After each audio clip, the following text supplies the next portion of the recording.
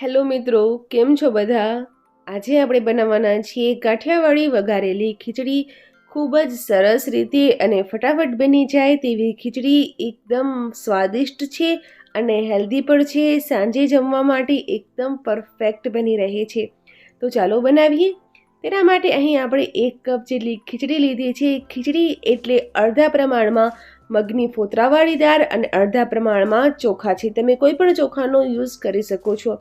તેની સાથે જ આપણે અડધો કપ જેટલી મગની છડી દાળ એટલે કે ફોતરા વિનાની દાળ પણ લઈ લેવાની છે. હવે આને મિક્સ કરી અને સરસ રીતે 3 થી 4 વખત વોશ કરી લેવાની. વોશ કર્યા પછી આપણે તેને કુકરમાં લઈ લેવાની છે. હવે આપણે તેમાં થોડા વેજીટેબલ્સ એડ કરીશું. તો અહીં હું ગાજર ઉમેરી રહી છું. ગાજર સિઝનમાં હોય તો એડ કરવાનું, તેનાથી તેની ટેસ્ટ ખૂબ જ સરળ આવતો હોય છે. બટેકું ઉમેરી દીધું છે અને તેની સાથે જ આપણે થોડા લીલા વટાણા પણ યુઝ કરી લીધા છે. મીઠું નાખીશું સ્વાદ મુજબ. હળદરનું પાવડર પણ એડ કરી દેવાનું છે. હવે આપણે તેમાં ઉમેરીશું પાણી. તો પાણી તમે જેટલી ખીચડી લીધી છે તેનાથી 2 ગણું પાણી ઉમેરી દેવાનું છે.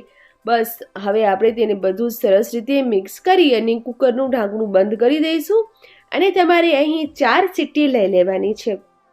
4 સીટીમાં તમારી ખીચડી એકદમ સરસ રીતે પરફેક્ટ રીતે બનીને રેડી થઈ ગઈ હશે. આપણે એકદમ કડક ખીચડી નથી બનાવવાની. તમે જોઈ શકો છો થોડી ઢીલી એવી ખીચડી બનીને રેડી થઈ ગઈ છે. હવે આપણે વઘાર પ્રિપેર કરી લઈશું. તો એક કઢાઈમાં 2 મોટા ચમચા જેટલું તેલ લઈ, તેલ ગરમ થાય એટલે જીરાનું વઘાર કર્યો, હિંગ નાખી અને હવે આપણે અહીં નાખીશું 2 કળી જેટલું સમારેલું લસણ. લસણને આપણે બ્રાઉન કલરનું થાય ત્યાં સુધી સાંતળી લેવાનું છે. લસણ નાખવાથી ખીચડીનો ફ્લેવર વધારે સરસ આવતો હોય, પણ તમને પસંદ ના હોય તો તમે સ્કીપ પણ કરી શકો છો.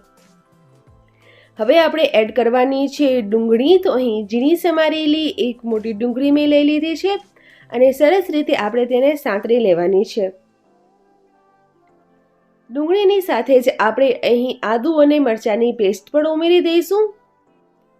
તો અહીં મેં આદુ અને મરચાંની 1 ચમચી જેટલી બારીક વાટેલી પેસ્ટ લઈ લીધી છે.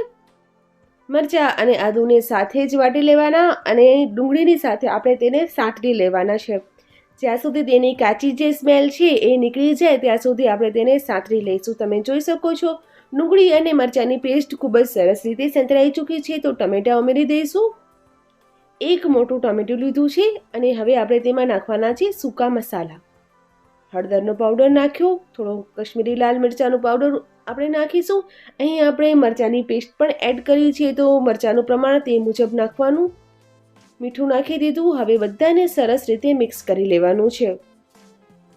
સાંજે જમવા માટે આ ખીચડી એકદમ બેસ્ટ થઈ રહે છે અને બનવામાં તો જલ્દી જ બની જાય છે.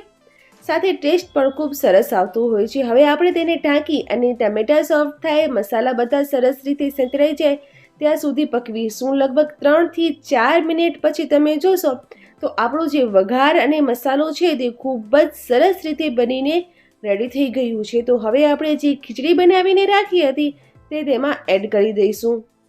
હવે બસ ખીચડીને એકદમ સરસ રીતે મિક્સ કરી લેવાની છે.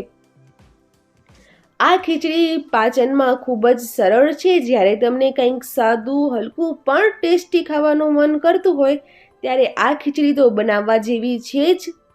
શાકની પણ જરૂરત નથી પડતી તેવી મસ્ત મસાલેદાર આ ખીચડી બનતી હોય છે. મિત્રો, હજી સુધી તમે અમારા ચેનલને સબસ્ક્રાઈબ ન કર્યું હોય તો પ્લીઝ સબસ્ક્રાઈબ કરી દીજો. હવે સરસ રીતે આપણે બધું મિક્સ કરી લીધું. હવે થોડી થિકનેસ એડજસ્ટ કરવા માટે થોડીક અહીં મને ખીચડી થીક લાગી રહી છે તો આપણે થોડું પાણી ઉમેરીશું અહીં આપણે.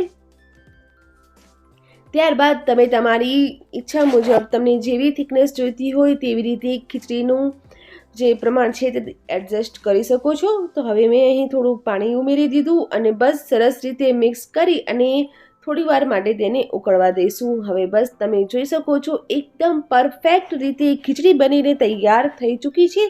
તો બસ લીલા ધાણા ઉમેરી દેવાના અને ખીચડીને સર્વ કરી લેવાની.